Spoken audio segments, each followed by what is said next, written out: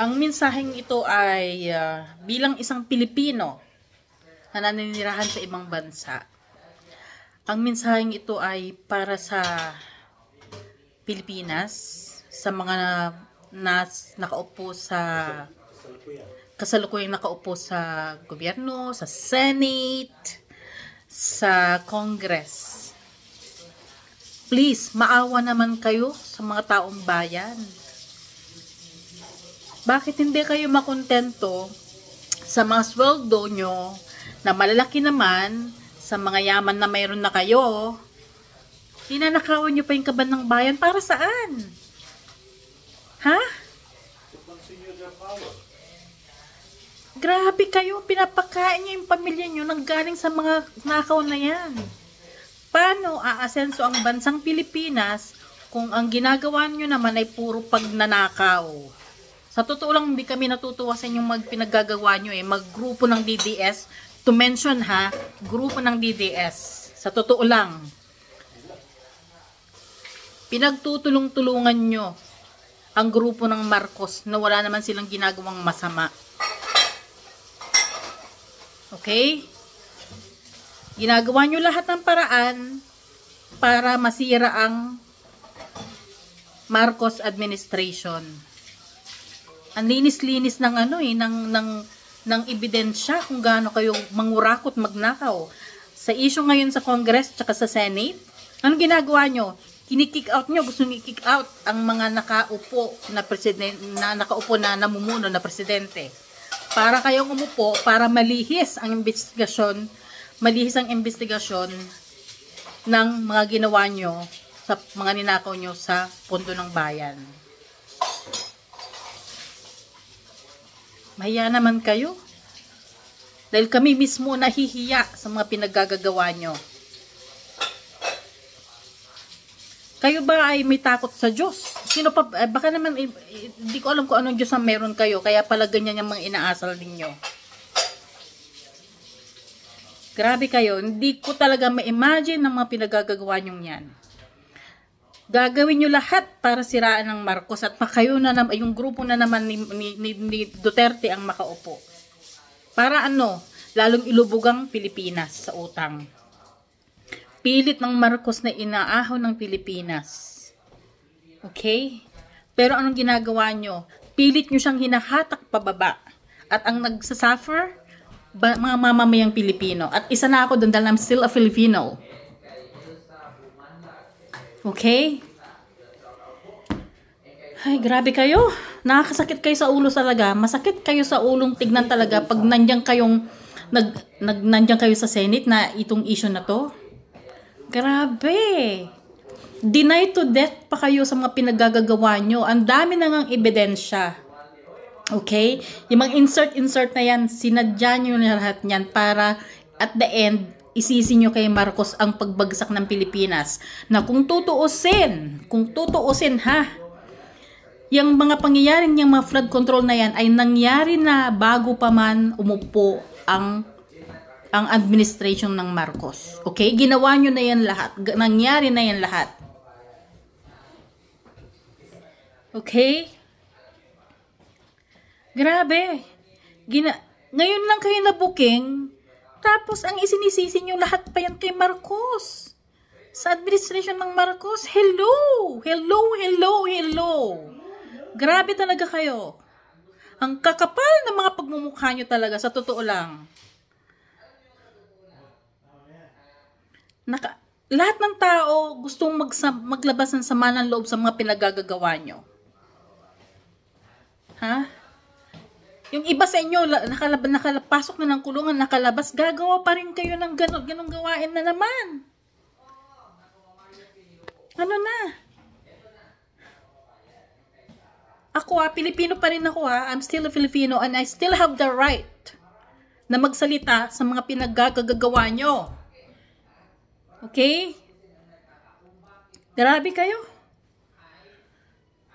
Awang-awa ako sa mga mamamayang Pilipino, yung mga luhubog sa baha, yung mga walang mga bahay, walang makain, walang matirahan. Kayo naman, ang mga bangko nyo, yung mga pera nyo naman sa mga pinagnanakaw nyo, Ang sarap ng mga buhay nyo. Wow! Grabe! Hiyang-hiya ako sa inyo. Sa totoo lang. Hiyang-hiya ako sa inyo.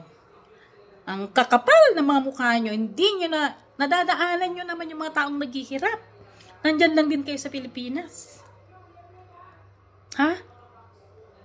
Nakikita nyo kung paano sila naghihirap. Pero kayo, namumuhay kayo ng napakarangya. Maraming mga charity vloggers, ginagawa nila yun para makatulong sa mga mahihirap. Ordinary charity vloggers. Okay? Nagsasakripisyo sila para makatulong sa mga mahihirap. And yet, kayo na nandiyan sa posisyon, kayo ng mga mayayaman na, asaan? Hindi nyo man lang may share yung mga yaman na mayroon kayo. Pinagnanakaw nyo din naman yung mga yan sa bayan. Hindi ko sinasabing lahat ng meron kayo, pinagnanakaw nyo sa bayan, pero marami kayo minanakaw sa bayan.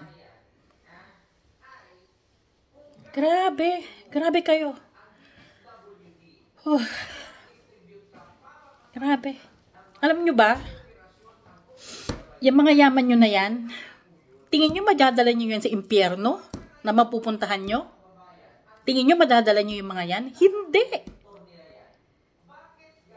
Dahil ngayon pa lang, nasusunog na kayo sa nasusunog na yung mga kaluluwa nyo sa mga pinaggagawa nyo mga masamang yan. Pera, and power. Grabe, money and power. Anong gusto nyo mangyari sa buhay? Anong gusto nyo mangyari sa bansa? Kayo lang ang umangat? Kayo lang ang mayaman? Kayo lang sa power? Ha? Grabe. Kung sirain yung administrasyon ng Marcos, wagas! Wow! Hiyang-hiya naman ako sa inyo. Tingnan nyo yung mga infrastructure, yung mga tulay na mga ginawa ng Marcos. Many years ago. Pero antitibay. Maraming mga malalakas sa lindol, pero andyan pa rin yung mga tulay na yan. Kasi gawa sa quality.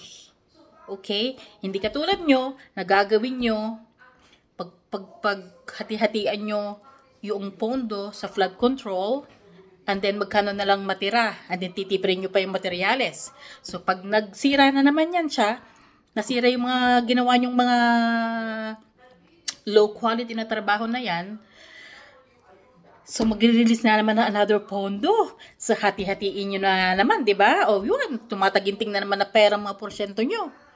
So, ganun na lang lagi, ganun lagi. Sa halip na, ipinopondo na yan sa hospital, okay? Para sa libreng gamutan at magandang maayos sa gamutan ng mga mahihirap. Okay? Na bibigyan ng benepisyo yung mga bata. Okay? Yung mga mahirap mapabahayan. Grabe.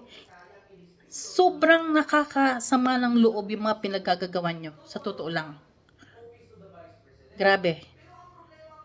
Nakakahiya ang Pilipinas sa mga pinaggagagawa nyo. Kayo kung mag-arali pa, yung mga nag-rally nito, wow, grabe kayong mag-rally.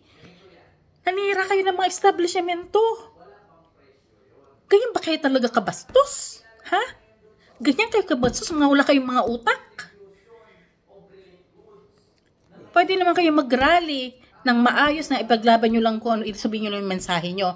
Pero na to the point na sisirain nyo ng mga establishmento, lahat gusto nyo na sirain, so nagsusunog pa kayo. Hello?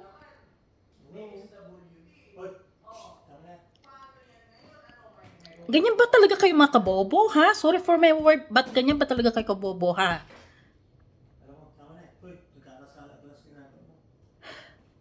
Patawarin ako ng Panginoon talaga sa mga pagsasabi ko, pero I'm just expressing yung nararamdaman ko bilang isang Pilipino sa mga pinagagagawa nyo. Sana magising naman kayo. Buksan yung mga mata nyo. Huwag kayong puro pera. Grabe kayo. Kaya, ewan ko na lang talaga. Kung saan, kung kung sa gusto niya mangyari na patatalsikin niyo ang administrasyon ng Marcos. Wow, hindi kayo papahintulutan ng Panginoon kasi masama ang inyong balak. Masamang inyong balak. Kaya gusto niyong maging in power kayo. Okay? Sana naman hindi kayo karmahin sa mga pinagagagawa nyo. Alalahanin nyo ang lahat ng masamang gawain at ang pera, hindi niya maliligtas hindi kayo maliligtas ng pera na yan. Walang magagawa ang pera mga pinagnanakaw nyo pag kayo tinamaan na ng sakit na malala. Mga malulubhang sakit. Hindi kayo maliligtas ng pera nyo na yan. Kaya huwag kayo masyadong sakim sa pera. Yun. Ang gusto kong sabihin sa inyo. Ang kakapal ng mga mukha nyo.